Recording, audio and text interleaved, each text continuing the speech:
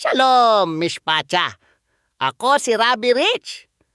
Ngayon, tinitingnan natin ang isang makapangyarihang turo mula kay Rav Shaul, si Apostol Pablo, na matatagpuan sa Kans Korinto Kabanata 7, talata 2 at 3. Upang maunawaan ito, kailangan nating tingnan ang konteksto ng lungsod ng Korinto. Noong mga panahong iyon, ang Korinto ang lungsod ng kasalanan sa mundong Romano. Ang imoralidad sa sexual ay hindi lamang isyong panlipunan. Ito ay nakatali sa kanilang mga pag-anong relihiyon. Matindi ang pressure sa mga unang mananampalataya. Isinulat ni Rav Shaul. Ngunit dahil sa panganib ng pakikiapid, bawat lalaki ay dapat magkaroon ng sariling asawa at bawat babae ay dapat magkaroon ng sariling asawa. Dapat ibigay ng lalaki sa kanyang asawa ang karapatan nito sa pagsasama at gayon din ang asawa sa kanyang asawa. Sa buhay messianic, nauunawaan natin na ang pag-aasawa ay isang kidushin, isang pagpapabanal. Hindi lamang nagbibigay si Pablo ng praktikal na payo upang maiwasan ang gulo. Tinuturuan niya tayo kung paano bumuo ng isang kuta.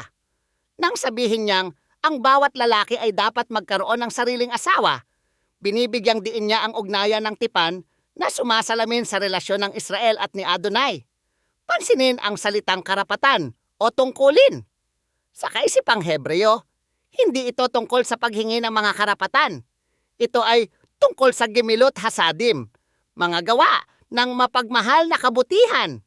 Ang pag-aasawa ay isang puwang kung saan isinusuko natin ang sarili upang maging isang laman, gaya ng itinatag sa Genesis Kabanata 2. Sa pagtugon sa pangangailangan ng bawat isa, epektibo nating isinasara ang mga pinto sa kaaway.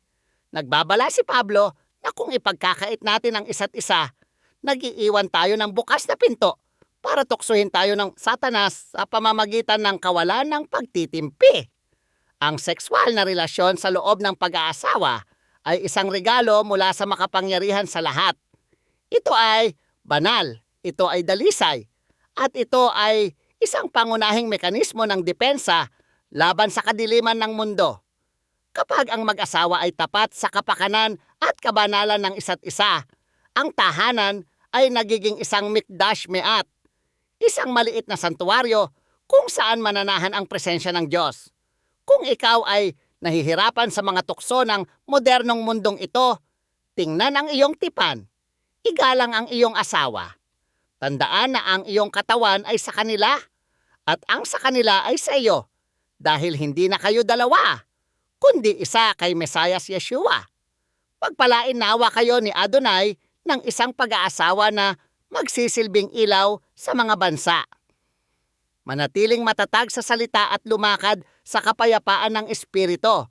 Inaasahan ko ang pagkikita natin sa susunod nating pag-aaral.